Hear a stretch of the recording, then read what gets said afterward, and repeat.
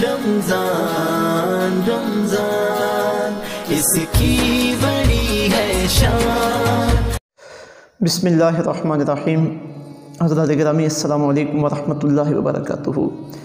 شخصیت اسلام کے نام سے دروس قرآن کے سلسلے میں آج ہمارا موضوع ہے حضرت نوح علیہ السلام۔ حضرت نوح علیہ السلام اللہ رب العزت کے جلیل القدر بندے ہیں اور حضرت آدم علیہ السلام کے بعد اس دنیا میں آپ اللہ کے پہلے رسول ہیں۔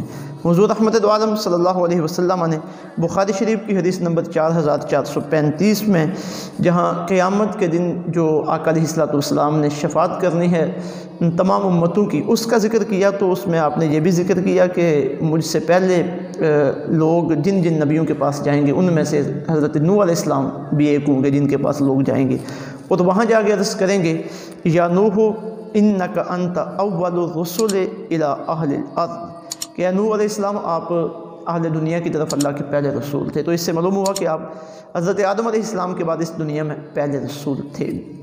آپ کا جو باسط کا علاقہ تھا جہاں اللہ رب العزت نے آپ کو اپنے دین کی تبلیغ کے لیے مبعوث فرمایا وہ عراق کا علاقہ تھا۔ 950 سال تک آپ نے اللہ رب العزت کے دین کی تبلیغ کی، یہ قرآن مجید میں آیا ہے۔ اور آپ کی جو کل عمر ہے اس کے متعلق تفسیر ساوی میں یہ قول نقل کیا گیا کہ آپ کی کل عمر 1240 برس تھی، اور آپ نے جو 950 سال تبلیغ کی، تبلیغ آپ اس قوم کو کر رہے تھے کہ جن کے اندر کفر اور شرک رچ بس چکا تھا اور وہ بت پرستی ان کی انتہا تک پہنچی ہوئی تھی۔ آپ نے بہت محنت کی، بہت مشقت اٹھائی تبلیغ کے لیے۔ آگے سے لوگوں کے مختلف قسم کے جوابات ہوتے تھے، طرح طرح کے وہ آپ کو تانے دیتے تھے، آپ پہ جملے کستے تھے۔ تو آپ نے جو محنت شاقہ کی، اس کا جو رزلٹ سامنے آیا، کل 78 لوگ صاحب ایمان بنے۔ ان میں سے ایک آپ خود تھے، 3 آپ کے بیٹے تھے، سام، حام، یافس، اور ان کی بیویاں تھیں۔ آپ کی خود اپنی 2 بیویاں تھیں جن میں سے ایک کافرہ اور ایک مسلمان ہو گئی، اور آپ کا ایک خود آپ کا بیٹا وہ اہل کفر کے ساتھ ہی رہا۔ اتنا لمبا عرصہ جب آپ نے تبلیغ کی اور اس کا کفار و مشرکین کی طرف سے کوئی خاطر خواہ رزلٹ سامنے نہیں آیا، تو آپ نے محسوس کیا کہ یہ کافر، بدگماش اور نافرمان لوگ زمین کے لیے نقصان اور پریشانی کا سبب ہیں اور ان سے آگے نافرمانی ہی پھیلے گی۔ تو آپ نے جلال میں آ کے اللہ رب العزت کی بارگاہ میں ان کے لیے نقصان کی دعا کی کہ مالک مولا ان پہ اپنا عذاب بھیج۔ تو آپ کی دعا کے نتیجے میں ان پہ پانی کا عذاب آیا جسے طوفان نوح کہا جاتا ہے۔ تمام تاریخی کتابوں میں، چاہے وہ اسلام کے بعد کی ہوں، اسلام کے پہلے کی ہوں، مختلف مذاہب کی ہوں، ان میں آپ کے طوفان کا ذکر کسی نہ کسی حوالے سے ضرور ملتا ہے۔ تو اللہ رب العزت کی طرف سے حکم ہوا کہ آپ اپنے بچاؤ کے لیے اور اہل ایمان کے بچاؤ کے لیے کشتی بنا دیں تاکہ جب پانی آئے تو آپ کشتی میں بیٹھ کے اپنا بچاؤ کر سکیں۔ تو سورہ ہود کی آیہ نمبر 37 میں ہمیں ملتا ہے، ارشاد باری تعالیٰ ہوا وَاصْنَعِ الْفُلْكَ بِأَعْيُنِنَا، کشتی بنائیے ہماری نگاہوں کے سامنے۔ تو اللہ کے حکم سے حضرت جبرائیل علیہ السلام کی نگرانی میں آپ نے کشتی بنائی۔ تقریباً 2 سال لگے اس کشتی کو بناتے ہوئے۔ تو وہ کشتی کتنی لمبی تھی، اس کی کیفیت کیا تھی؟ امام فخر الدین رازی علیہ رحمہ نے تفسیر کبیر کے اندر لکھا کہ اس کشتی کی لمبائی 450 فٹ تھی، اونچائی 45 فٹ تھی اور چوڑائی 75 فٹ تھی۔ ساگوان کی لکڑی کی وہ بنی ہوئی تھی۔ تو جب مقررہ وقت آ گیا طوفان کے آنے کا، تو سب سے پہلے تنور کے اندر سے پانی ابلنا شروع ہوا، پھر آسمانوں سے پانی، زمین سے پانی۔ تو آپ نے جو اہل ایمان تھے آپ کے ساتھ 78 انہیں کشتی میں بٹھایا۔ امام فخر الدین رازی نے لکھا کہ اس کشتی کی 3 منزلیں تھیں۔ جو سب سے اوپر والی منزل تھی اس میں آپ نے وحشی جانوروں کو، درندوں کو، حشرات الارض کو سوار کیا۔ پھر دوسری منزل تھی اس میں پالتو جانوروں کو سوار کیا، اور تیسری منزل میں آپ نے کھانے پینے کی چیزیں، جو سب سے نیچے والی منزل تھی، پہلی منزل کھانے والی چیزیں اور جو اہل ایمان تھے وہ آپ نے اس میں بٹھائے۔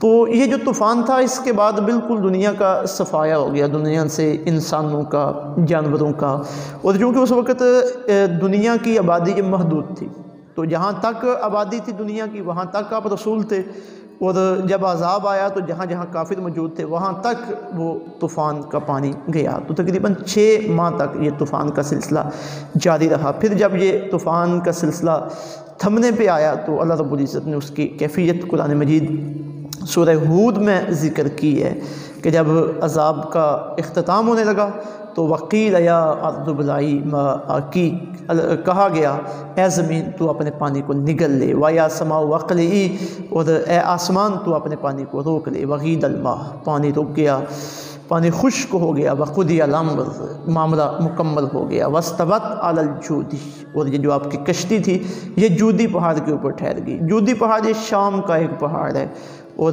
اس کے اوپر کشتی ٹھہری، اللہ کو یہ پہاڑ پسند آیا۔ اس کے متعلق روح المعانی میں علامہ علوسی علیہ رحمہ نے لکھا کہ یہ پہاڑ بڑی عاجزی کرتا تھا، انکساری کرتا تھا، اس وجہ سے اللہ رب العزت نے اسے یہ شرف عطا کیا کہ اللہ کے نبی حضرت نوح علیہ السلام کی کشتی اس پہ ٹھہری۔ تو جب یہ عذاب کا خاتمہ ہوا تو اس کے بعد ایک نئے سرے سے اس دنیا کا نظام چلا، جو اہل ایمان تھے، جو ان سے آگے یہ دنیا کا سلسلہ چلا، حضرت نوح علیہ السلام کی جو نسل تھی وہ آگے مختلف علاقوں میں پھیلی۔ تو اس وقت محققین کی یہ رائے ہے کہ پوری کائنات میں نسل نوح ہی اس وقت آباد ہے، جو انسان ہیں یہ حضرت نوح علیہ السلام کی نسل میں سے ہیں۔ تو حضرت نوح علیہ السلام نے جو تبلیغ کی اپنی قوم کو، اور جو مختلف انداز انہوں نے تبلیغ میں اپنائے، اللہ رب العزت نے قرآن مجید میں 28 سورتوں میں حضرت نوح علیہ السلام کا ذکر کیا ہے۔ اس میں آپ کا پورا واقعہ، آپ کی تبلیغ کے انداز، اور آگے سے قوم نے آپ کو جو جوابات دیے وہ ساری باتیں اللہ رب العزت نے تفصیل سے بیان کی ہیں۔ سورہ آل عمران میں، النساء میں، الانعام میں، اعراف میں، توبہ میں، یونس میں، ہود میں، ابراہیم میں، بنی اسرائیل میں، چلتے چلتے حضرت نوح علیہ السلام کے نام پہ ایک پوری سورت ہے جس کا نام سورہ نوح ہے۔ تو سورہ نوح کیونکہ وہ ساری آپ کے تذکرے کے اوپر مشتمل ہے۔ اس درس میں ہم حضرت نوح علیہ السلام کے تذکرے میں قرآن مجید کی چند آیات طیبات کو شامل کرتے ہیں۔ ان سے آپ کی شخصیت بھی سامنے آئے گی، آپ کا انداز تبلیغ بھی سامنے آئے گا، اور آپ کی قوم کا جو آپ کے ساتھ سلوک تھا وہ بھی سامنے آئے گا، پھر عذاب کیسے آیا یہ چیزیں بھی ساری سامنے آئیں گی۔ اختصار کے ساتھ ہم ان آیات کو شامل کرتے ہیں۔ سورہ الاعراف ہے، اور اس کی آیت نمبر 59 سے حضرت نوح علیہ السلام کا ذکر شروع ہو رہا ہے۔ ارشاد باری تعالیٰ ہے لَقَدْ أَرْسَلْنَا نُوحًا إِلَىٰ قَوْمِهِ، بے شک ہم نے حضرت نوح علیہ السلام کو ان کی قوم کی طرف بھیجا۔ فَقَالَ يَا قَوْمِ اعْبُدُوا اللَّهَ، آپ نے فرمایا اے میری قوم اللہ کی عبادت کرو۔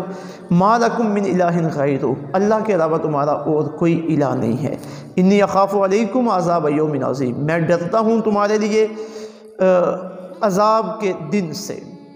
جب آپ نے یہ اپنی ذمہ داری ادا کی، یا اپنی قوم کے لوگوں کو یہ واعظ کیا، نصیحت کی، تو آگے سے ان کا کیا جواب آیا؟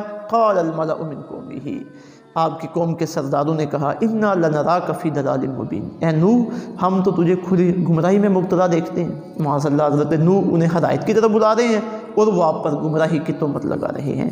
قال، تو اس کے جواب میں آپ نے فرمایا یا قوم، اے میری قوم، لیس بی ضلالہ، میرا گمراہی کے ساتھ کوئی تعلق نہیں ہے، وَلَكِنِّي رَسُولٌ مِّن رَبِّ الْعَالَمِينَ، بلکہ میں تو سارے جہانوں کے پروردگار کی طرف سے تمہاری طرف رسول بنا کے بھیجا گیا ہوں۔ أُبَلِّغُكُمْ رِسَالَاتِ رَبِّي، میں تمہیں پہنچاتا ہوں اپنے رب کے پیغامات، وَأَنصَحُ لَكُمْ، اور میں تمہارا خیر خواہ ہوں۔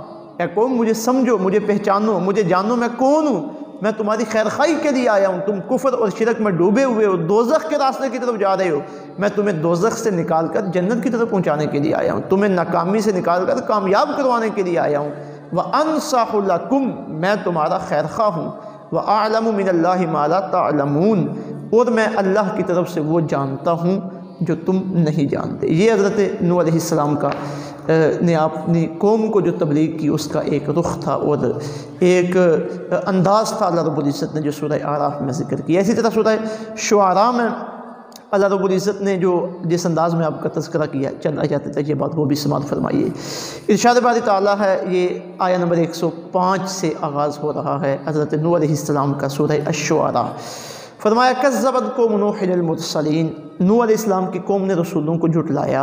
اذ قال لهم اخوهم نوح، جب انہوں نے ان کے بھائی نوح سے کہا، یعنی نوح علیہ السلام انہی کی برادری میں سے تھے تو قرآن نے کہا وہ ان کے بھائی تھے۔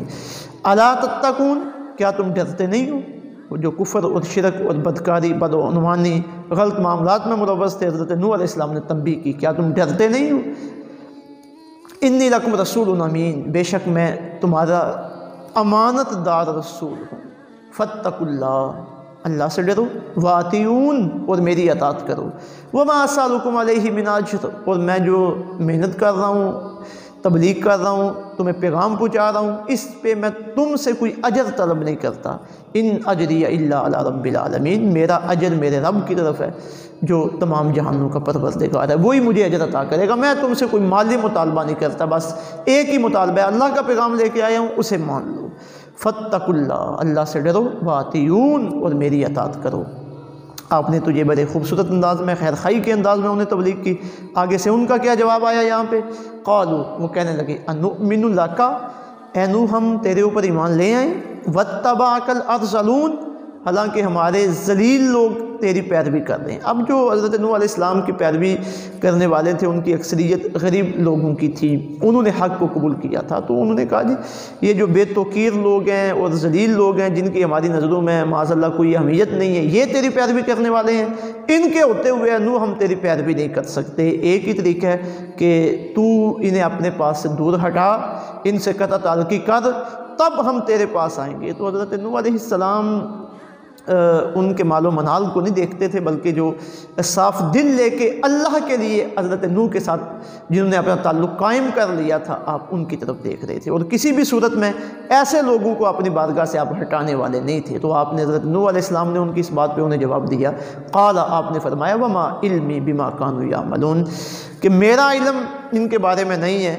کہ ان کے اعمال کیا ہیں، کہ مجھے ان کے اعمال سے کوئی سروکار نہیں ہے، میں تو اتنا جانتا ہوں کہ انہوں نے اللہ کے پیغام ہدایت کو قبول کیا ہوا ہے۔ آگے فرمایا ان حسابہم الا علی ربی، نہیں ہے ان کا حساب مگر میرے رب کے پاس، لو تشعرون اگر تم شعور رکھتے ہو۔ آپ نے فرمایا کہ مجھے ان سے یا تم سے کیا لینا دینا، انہوں نے پیغام حق قبول کیا وہ میرے پاس ہے، تم پیغام حق قبول کر لو تم بھی میرے پاس آ جاؤ، تمہاری بھی عزت ہے، تمہارا بھی احترام ہوگا اگر تم نے پیغام حق قبول کر لیا۔ پھر آپ نے دو ٹوک انداز میں فرمایا وما انا بطارد المؤمنین، میں اہل ایمان کو اپنے سے دور کرنے والا نہیں ہوں، ان انا الا نذیر مبین، میں نہیں ہوں مگر کھلا ڈرانے والا، بر وقت خبردار کرنے والا۔ پھر آگے سے قوم نے آپ کو مزید دھمکی دی، قالوا وہ کہنے لگے لئن لم تنتہی یا نوح، اے نوح اگر تم باز نہ آئے، یعنی آپ جو صبح شام تبلیغ کرتے تھے اور ان کے بتوں کی بے وقعتی بیان کرتے تھے، ان کی مذمت کرتے تھے، اس پہ آپ کی قوم نے کہا کہ لئن لم تنتہی یا نوح، اے نوح اگر تم باز نہ آئے تو لتکونن من المرجومین، تو تم ضرور سنگسار ہو جانے والوں میں سے ہو جاؤ گے، یعنی انہوں نے دھمکی دی کہ نوح ہم تجھے سنگسار کر دیں گے۔ تو ان کے جواب میں آپ نے فرمایا، آپ نے اللہ کی بارگاہ میں عرض کی، قال آپ نے عرض کی ربی ان قومی کذبون، اے اللہ میری قوم نے مجھے جھٹلایا ہے، فافتح بینی و بینہم، تو فیصلہ کر دے میرے اور ان کے درمیان، فتح کھلا ہوا فیصلہ، ونجنی ومن معی من المؤمنین، مجھے اور میرے ساتھ جو اہل ایمان ہیں انہیں نجات بخش دے۔ تو اللہ فرماتے ہیں فَأَنْجَيْنَاهُ، تو ہم نے انہیں نجات دے دی، وَمَن مَّعَهُ اور جو ان کے ساتھ اہل ایمان تھے، فِي الْفُلْكِ الْمَشْحُونِ اس کشتی میں جو بھری ہوئی تھی، یہ طوفان کی طرف اشارہ ہے۔ ثُمَّ أَغْرَقْنَا بَعْدُ الْبَاقِينَ اور پھر ہم نے باقیوں کو غرق کر دیا، یعنی اس پانی میں۔ إِنَّ فِي ذَلِكَ لَآیَةً بے شک اس میں نشانی ہے، وَمَا كَانَ أَكْثَرُهُم مُؤْمِنِينَ اکثر ایمان لانے والے نہیں ہیں۔ اس سے اندازہ ہو رہا ہے آپ کے انداز تبلیغ کا، اور پھر آپ کی جرأت کا، آپ کی بہادری کا، اور اللہ کے ساتھ آپ کے تعلق کا۔ پھر اس کے بعد اللہ رب العزت نے بڑی تفصیل کے ساتھ آپ کا ذکر کیا سورہ نوح شریف میں۔ یہ سورہ مبارکہ ساری آپ کے لیے ہی ہے، آپ کے حق میں ہی ہے، اور آپ کی جو ہے نا وہ دعوت و تبلیغ اس کے سارے مراحل پہ ہے کہ کیسے آپ نے تبلیغ کی اور آگے سے قوم کا کیا جواب آیا۔ تو اس میں آخری جو آپ نے جلال میں آ کے جب دیکھا کہ اب یہ لوگ کسی کام کے نہیں ہیں، تو جب آپ نے ان کے لیے نقصان کی دعا کی، دعائے ضرر کی، یا جسے اردو میں بد دعا کہتے ہیں، جب وہ کی تو اس کی کیفیت کیا تھی، تو اللہ رب العزت نے وہ نقشہ اس صورت میں کھینچا ہے۔ حضرت نوح علیہ السلام نے اللہ رب العزت کی بارگاہ میں عرض کی، وقال نوح، حضرت نوح علیہ السلام نے عرض کی اللہ کی بارگاہ میں، ربی اے میرے رب، لا تذرنی علی الارض، نہ چھوڑ زمین پر، من الکافرین دیارا، کافروں میں سے کوئی بھی اس زمین پر رہنے والا، اللہ ان پہ اپنا عذاب نازل کر اور کوئی بھی ان میں سے زمین پر رہنے والا باقی نہ بچے۔ انک ان تذرہم، اللہ اگر تو انہیں چھوڑ دے گا زمین پر تو یضلوا عبادک، یہ تیرے بندوں کو گمراہ کریں گے، ولا یلدوا الا فاجرا کفارا، اور ان کی آگے جو اولاد ہوگی وہ بھی فاسق و فاجر اور کافر ہوگی۔ تو آگے اپنے لیے آپ نے دعا کی رب اغفر لی ولوالدی، اے اللہ مجھے بھی بخش دے، میرے والدین کو بھی بخش دے، ولمن دخل بیتی مؤمنا وللمؤمنین، اور جو میرے ساتھ داخل ہوئے اہل ایمان میں سے مومن میرے، اور مومن مرد اور مومن عورتیں، والمؤمنات مومن عورتیں، ولا تزد الظالمین الا تبارا، اور اللہ ظالموں کے لیے زیادتی نہ کر مگر ان کی تباہی اور ان کی بربادی میں۔ اپنے لیے اللہ رب العزت کی پناہ کی دعا مانگی، ان کے لیے بربادی کی دعا مانگی، تو یہ آپ کے انداز تبلیغ ہیں اور آپ کا طریقہ تبلیغ ہے۔ تو جب ان پہ عذاب آیا تو وہ سارے کے سارے کافر غرق ہو گئے، اور ان میں آپ کا بیٹا، آپ کی بیوی جو کافروں کے ساتھ تھے، ان کی صحبت میں رہتے تھے، وہ بھی غرق ہو گئے۔ تو عذاب کے بعد ایک نیا سلسلہ شروع ہوا، اسی وجہ سے آپ کو نوح آدم ثانی کہا جاتا ہے۔ تو یہ ایک آپ کا تعارف اور قرآن پاک میں آپ کے تذکرے کی جھلکیاں۔ اب آخر میں جو آپ کے اوصاف اور کردار میں ہمارے لیے جو ہدایت کے ذرائع ہیں اور جو ہمارے لیے عمل کی باتیں ہیں، تھوڑا سا اشارہ ان کی طرف بھی کر لیتے ہیں۔ آپ کے جو اوصاف تھے ان میں سے ایک اوصاف تھا امین، امانت دار۔ آپ نے فرمایا انی لکم رسول امین۔ تو آپ کی سیرت و کردار میں ہمارے لیے یہ پیغام ہے کہ ہم بھی اپنے اندر امانت داری کی صفت پیدا کریں۔ اللہ رب العزت کے ساتھ جو ہمارا تعلق ہے عبادت کا، عبودیت کا اور پھر اخلاص کا، اس میں امانت داری ہو۔ لوگوں کے ساتھ ہمارا جو تعلق ہے اس میں امانت داری ہو۔ اور دوسرا ناصح، خیر خواہی۔ یہ خیر خواہی بہت بڑی صفت ہے، اللہ کرے ہمارے اندر پیدا ہو جائے۔ اللہ کے بندوں کی خیر خواہی کرنا، اللہ کے دین کی خیر خواہی کرنا، اللہ کی مخلوق کی خیر خواہی کرنا۔ آپ نے فرمایا ناصحٌ، میں تمہارا خیر خواہ ہوں۔ اسی طرح اللہ پر بھروسہ، انہوں نے دھمکی دی کہ سنگسار کر دیں گے، تو آپ نے اللہ کی طرف رجوع کیا کہ مولا تو میرے اور ان کے درمیان فیصلہ کرنے والا ہے۔ پھر انسانیت کی قدر، انہوں نے کہا کہ یہ رذیل لوگ ہیں جو تیرے پاس بیٹھے ہوئے ہیں، یہ جائیں گے تو ہم آئیں گے۔ تو آپ نے آگے سے کیا فرمایا کہ میں انہیں اپنی بارگاہ سے دھتکارنے والا نہیں ہوں، یہ آ گئے ہیں، میں ان کی قدر کرنے والا ہوں، تم بھی آ جاؤ، تمہاری بھی قدر ہوگی۔ تو جو کمزور لوگ ہوتے ہیں ان کی قدر کرنا، انہیں اپنے پاس جگہ دینا، یہ حضرت نوح علیہ السلام کا شیوا ہے۔ یہ آپ کی صفت ہے جو اللہ رب العزت نے قرآن مجید میں بیان کی ہے۔ اور پھر مسلسل دعوت دینا، جو ذمہ داری تھی مسلسل آپ اسے ادا کرتے رہے۔ ہم بھی بحیثیت مسلمان، ہر مسلمان مبلغ ہے، اور مسلسل دعوت دیتے رہنا اپنے گھر میں گرد و نواح میں اس کی ذمہ داری ہے۔ تو اسے بھی ہم نے اپنے پیش نظر رکھنا ہے۔ اور پھر بری صحبت سے بچنا۔ دیکھیں حضرت نوح علیہ السلام کا بیٹا، آپ کی بیوی بری صحبت میں تھے، کافروں کی صحبت میں رہی، تو جب عذاب آیا کافروں پہ تو ان کے ساتھ وہ بھی جاتے رہے۔ تو یہ بری صحبت بندے کو دوزخ تک لے جاتی ہے۔ تو بری صحبت سے بچنا، اچھے لوگوں کی سنگت اختیار کرنا، یہ حضرت نوح علیہ السلام کے واقعہ سے یہ باتیں ہمیں ہمارے سامنے آ رہی ہیں۔ اور پھر ایک سب سے اہم اور انتہائی خوبصورت بات جو حضرت نوح علیہ السلام کے اس سارے واقعہ سے ہمارے سامنے آتی ہے، وہ ہے استغفار کی کثرت کرنا، اللہ رب العزت سے معافی مانگتے رہنا۔ اب یہ استغفار یہ بہت زیادہ آسانیوں کا سبب بنتا ہے، اللہ کی نعمتوں کا سبب بنتا ہے، پریشانیوں کے دور ہونے کا سبب بنتا ہے، یعنی دل و جان سے اللہ سے معافی مانگتے رہنا۔ دیکھیے سورہ نوح میں اس کی آیہ نمبر 10، آیہ نمبر 11 اور آیہ نمبر 12 میں اللہ رب العزت نے حضرت نوح علیہ السلام کا قول نقل کیا کہ آپ نے اللہ رب العزت کی بارگاہ میں عرض کی کہ اللہ میں نے اپنی قوم کو کہا کہ استغفار کرو، فَقُلْتُ اسْتَغْفِرُوا رَبَّكُمْ، میں نے ان سے کہا کہ اپنے رب سے گناہوں کی معافی مانگو، إِنَّهُ كَانَ غَفَّارًا، بے شک وہ بہت بخشنے والا ہے۔ جب تم استغفار کرو گے تمہیں ملے گا کیا؟ يُرْسِلِ السَّمَاءَ عَلَيْكُمْ مِدْرَارًا، وہ آسمان سے تم پر موسلا دار بارش برسائے گا، وَيُمْدِدْكُمْ بِأَمْوَالٍ وَبَنِينَ، اور وہ مدد کرے گا تمہارے اموال اور تمہارے بیٹوں سے تمہاری، وَيَجْعَلْ لَكُمْ جَنَّاتٍ، اور تمہارے لیے باغات بنائے گا، وَيَجْعَلْ لَكُمْ أَنْهَارًا، اور تمہارے لیے نہریں جاری کر دے گا۔ یعنی باغات، فصلیں، پانی، بارشیں، بیٹے یعنی اولاد کا ملنا، مالوں کا ملنا۔ حضرت نوح فرماتے ہیں کہ میں نے اپنی قوم کو سمجھایا کہ استغفار کرو، یہ ساری نعمتیں اللہ تمہیں دنیا میں عطا فرمائے گا، آخرت کی نعمتیں تو اگلے مرحلے میں ہیں۔ تو حضرت نوح علیہ السلام کی اس نصیحت پہ ہمیں بھی عمل کرنا چاہیے، استغفار کرتے رہنا چاہیے، یہ دنیا میں کامیابی کا سبب ہے، نعمتوں کے ملنے کا سبب ہے، پریشانیوں کے دور ہونے کا سبب ہے۔ اور پھر آخری بات جو حضرت نوح علیہ السلام کے واقعہ سے اور آپ کے تذکرے سے ہمیں ملتی ہے، حضور رحمت دو عالم صلی اللہ علیہ وسلم نے اپنی ایک حدیث مبارکہ میں اس کا تذکرہ کیا ہے، ابن ماجہ شریف کی یہ حدیث نمبر 1714 ہے۔ اس طرح امام بحقی نے شعب الایمان میں اسے نقل کیا، وہاں یہ حدیث نمبر 3846 ہے۔ حضرت عبداللہ بن عمر رضی اللہ تعالیٰ عنہ اسے روایت کرتے ہیں۔ آپ فرماتے ہیں کہ آقا علیہ السلام نے ارشاد فرمایا، صام نوح الدہر الا یوم الفطر و یوم الاضحیٰ، کہ حضرت نوح علیہ السلام ہمیشہ روزہ رکھا کرتے تھے سوائے عید الفطر کے دن اور عید قربان کے دن مسلسل روزے میں رہتے تھے۔ روزے میں رہنا یہ بھی حضرت نوح علیہ السلام کا طریقہ ہے۔ تو یہ حضرت نوح علیہ السلام کا تذکرہ، آپ کی سیرت، آپ کے کردار، اور ہمارے لیے اس میں ہدایت کے پہلو میں اللہ رب العزت سمجھ کر عمل پیرا ہونے کی توفیق عطا فرمائے۔ وما علینا الا البلاغ۔